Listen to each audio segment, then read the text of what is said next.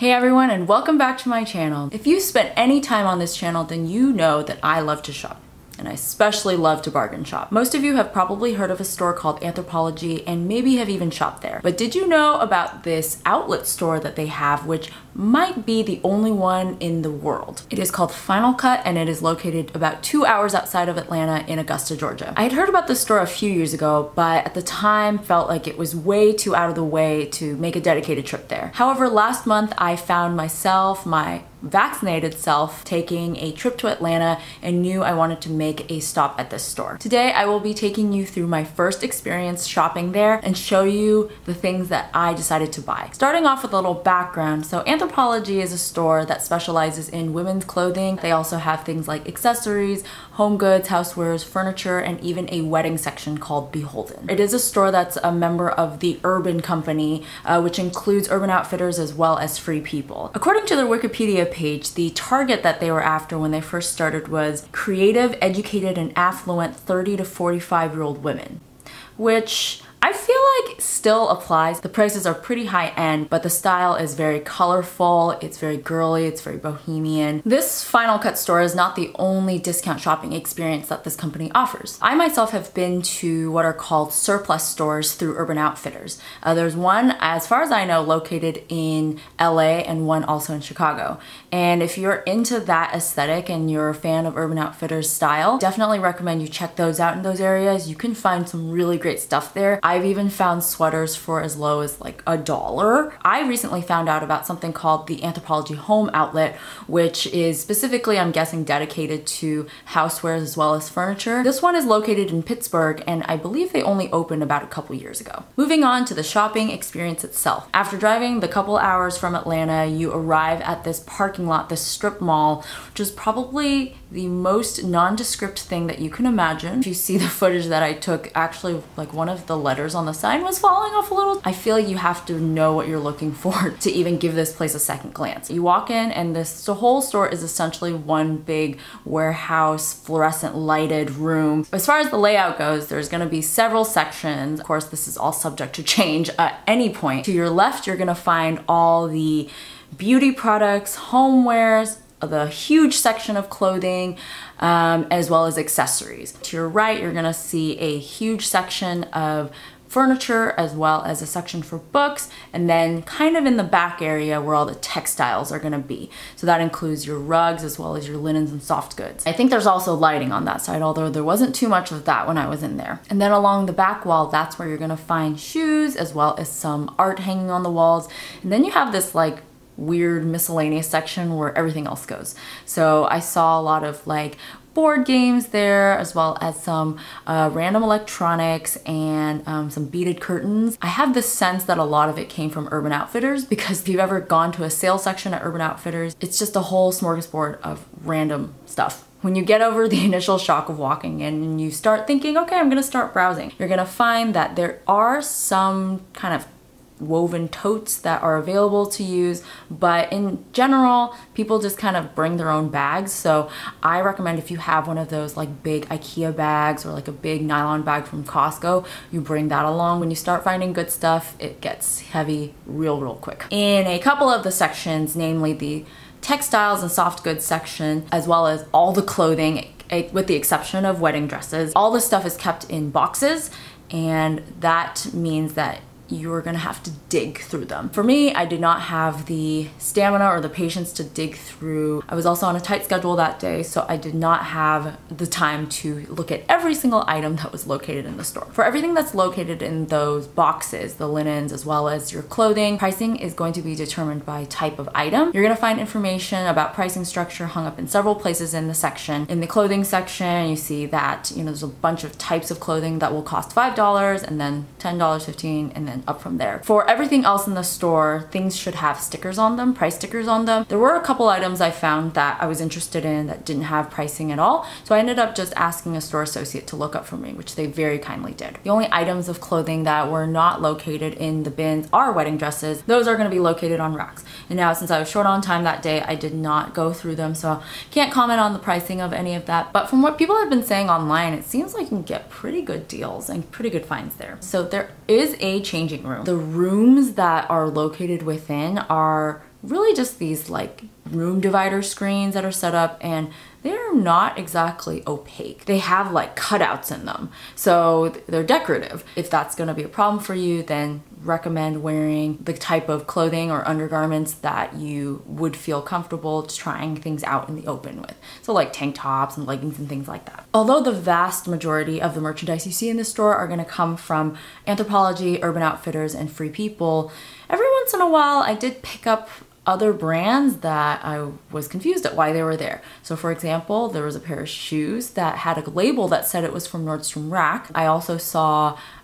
clothing with labels on there that said Zara, as well as even Old Navy. I'm a little confused about how those ended up there. If somebody out there knows the answer to that, please comment down below and let me know. You're also gonna find a lot of, I don't know if this is the correct term to use, but I believe you call them samples. This is merchandise that was going through and stopped at various stages of design before it went into production. You're gonna find pieces of fabric that look like they were cut out to be made into something, but then never got sewed into something. One really interesting piece I found was this, I don't know what it was supposed to be really because it was unfinished, but one of the fabrics that it used looks exactly the same as a dress I own from Anthropologie.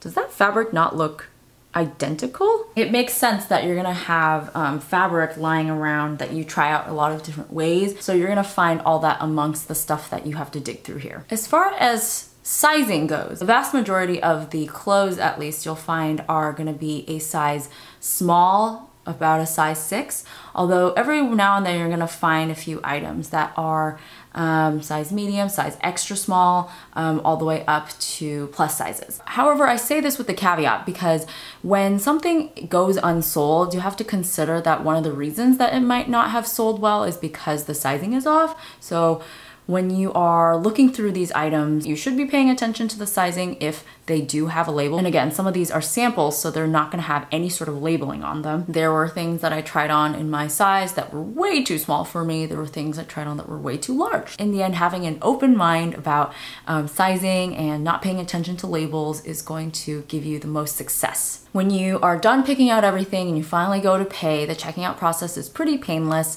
They do take cash or card. Everything is final sale. They'll cut off any tags that are hanging off of things like clothing, maybe even textiles. And in addition, for any brand label that the clothing has, they're gonna put a little snip in the label itself, probably so that it can't be resold for a profit. Before I launch into some of the things that I did buy, I wanted to show you some of the things that I thought were really cool but ultimately passed on for whatever reason. First is this Click and Grow. I hadn't heard of this particular brand before, but it's basically like an arrow garden. It's essentially a device used to grow plants, including herbs, as well as flowers and salad greens. This actually retails for $199, and at this store at least it was only $80. If any of you out there are shopping the Nordstrom anniversary sale, this exact product is going to be on sale during that event for I think about $160. So you can save some money, not this much money, but some money. The next thing is this velvet, I believe it was like a pink velvet bed frame. It's a platform bed frame with a headboard, and it was retailing, I could not believe it when I saw this price, for $50. The headboard is really low, and so once you add even one mattress on top of it, I don't think the headboard would come up very far. There were other bed frames there for a lot more money, but this is definitely the best deal I saw. Maybe the best deal I saw all day. The next item is this floral ottoman, mint color with floral pattern, and it has like this gold rim on the bottom and gold detailing. I had been in the market for an ottoman or a stool type of thing, and this was just so beautiful and perfect. However, it was one of those items that didn't have a price, and I told myself if it was under, I don't know, $100, I would get it. Unfortunately, it was retailing for $120. The clerk did mention that it was down from about $300, which I did verify later online. It is retails for $298 even currently on the website, which, wow, I don't know who would pay $300 for this. I'm not even willing to pay $120 for this. The last non-buy I wanted to show you was this pair of shoes by Adriana Papel. I couldn't find them online, so I don't know how much they retail for, but they were $40. Please also ignore my scratched up legs. Got into a sticker bush while I was out running. Unfortunately, they were just a little bit too big for me. Most of the shoes were size 6 and I'm a size 5 to 5.5. Moving on to maybe what you guys are actually here to see. The things that I actually bought and brought home with me. Let's start off with the home goods, the non-clothing items. Did end up getting 2 pieces of art. The first one retailed for $39. They looked it up and it was $15. The second one, I don't know what it retails for, I couldn't find it, but I bought it for $25. And so what's curious is that the $25 item was actually smaller than the $15 item. Pricing is kind of weird at these stores, you know. Picked up 2 books. The first one is this book called Wonder Plants, or Wonder Plants 2, I should say. It was $12 and I think it retails, I couldn't find exactly how much it retails for, but it's somewhere around like $30 to $35. I was floored when I opened it. It's so beautiful inside, all the pictures, the interiors. The second book I'm actually gonna leave out of this video because it's something I think I might use as a gift. I will say that it was about $9 and I think it retails for about $30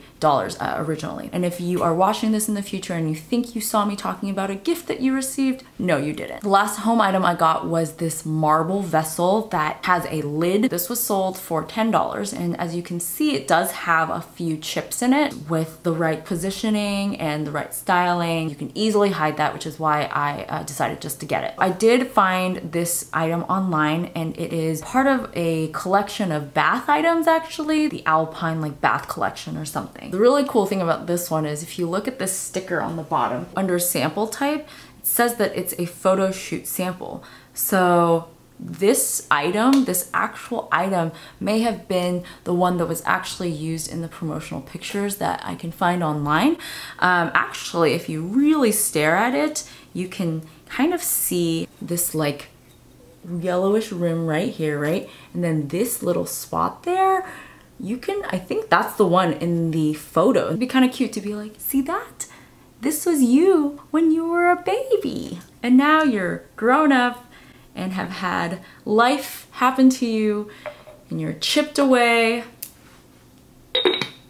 It originally retailed for $48, so even with a few chips, $10 is a fantastic deal. Moving on to the clothing. Looking up the information for some of these was impossible. A couple of them I don't even think ever went into production or were never sold. I tried my best to look up comparable prices. Not all of these came with care labels, so I did my best to just wash them on delicate and air dry them just in case. The first one is called the Blythe blouse by the brand Maeve. All these tops were $15. Retails for about $88. Your standard button up with the collar, but you have these ties that are on the wrists that add kind of a fun detail. This piece actually is something that exists, but only in a couple other prints. The print that I found is an unreleased print, I believe. When I picked this up in the store, it had actually this giant piece of paper attached to it with one of those tags, and on it said like a ton of different information, just like the label that was on the vessel, the marble vessel. Should have had the good semblance to take a picture of it, but I thought they would keep it on and I would just be able to